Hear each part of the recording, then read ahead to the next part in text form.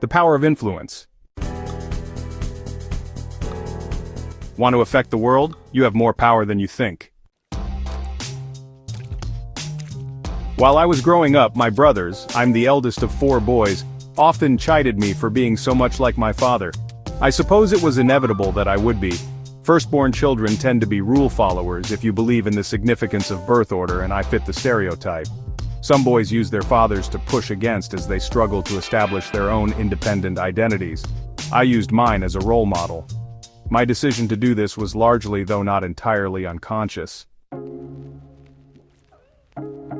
I wanted his approval and love, of course, and I was always clever, so emulating him seemed a good way to get what I needed from him. But as I was clever, I also discerned the parts of him that were worth emulating. His decency, his commitment to honesty, his intellectual curiosity, his disdain for the influence of peer pressure, I presume shown to me for the express purpose of preparing me to resist it, and his zealous devotion to our family. As far back as I can remember, he enforced the idea that I should think for myself and never do something just because others were doing it, never drawing attention to the irony of his own attempt to shape my thinking with this advice.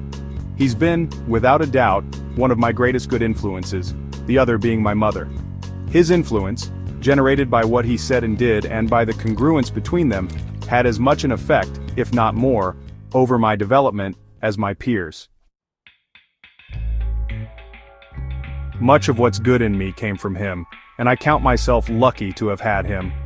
As I've mulled over the beneficial effects of his influence over me, I've found myself wondering about the power of influence in general. Why is influence important? Control over our lives is something we all want, but in a universe in which everything is mutually interdependent, none of us has absolute control over anything, including, much of the time, ourselves. Rather, what we all have in abundance is influence, the power of which seems to function linearly. The closer personally and physically others are to us, the greater our influence over them, and vice versa. Even more interestingly, unlike our attempts to control, our attempts to influence don't require our conscious intent. This is why our ability to influence others is so much more important than our ability to control them. We're always exerting influence simply by being who we are, saying what we say, and doing what we do. The only real choice we have in the matter is whether or not the influence we exert is good or bad. You never know who's watching you. And someone always is. Whether your child, your sibling, your spouse, your friend, or a stranger in another car on the road. Emotions and inner life states are transmitted like viruses via our words and actions, even from the quietest and smallest. Nothing can encourage us like someone else's good example. They're frankly few and far between, but they're there if you look for them. Want to create value with your life? Become a good influence. Stop and think. What better service can you provide someone else than being a good example to them? Not with conscious intention, which always seems contrived and has little power to encourage, but by simply, oh ironic word, becoming the examples you yourself want to see. As I wrote in a previous post, How to Communicate with Your Life, when you've actually become something, others see it in almost everything you do. Life is a constant battle to maintain a high life condition. In medical school, we were taught that one way to recognize that a patient is depressed is by examining our own mood once we've finished interacting with them. If we feel depressed ourselves, a good chance exists they are too. A principle of Nichiren Buddhism, the oneness of life and its environment, addresses this phenomenon. Our own inner life state finds itself mirrored in and mirrored by our environment. In other words, everyone's life condition tends towards the average of those around them. If I'm up and you're down, we'll each tend to pull one another toward our own inner states, usually both moving toward the mean between them. Some people have exceptionally resilient life conditions that are like rigid magnets, pulling others up or down, powerfully, without tending to move much themselves under the influence of the life conditions of others. While we may all aspire to possess that strength, to the positive, obviously, most of us haven't achieved it.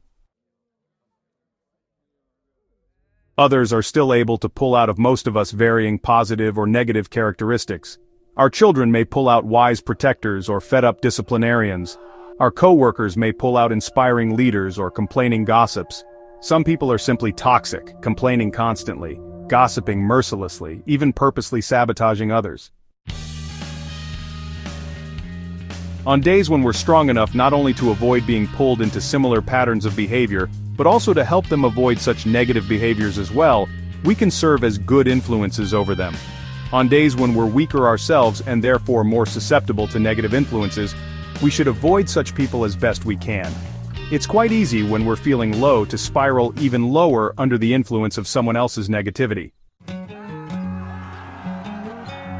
This is what we all really want to do, both for ourselves and others. The more good influences with which we surround ourselves, the happier we'll be.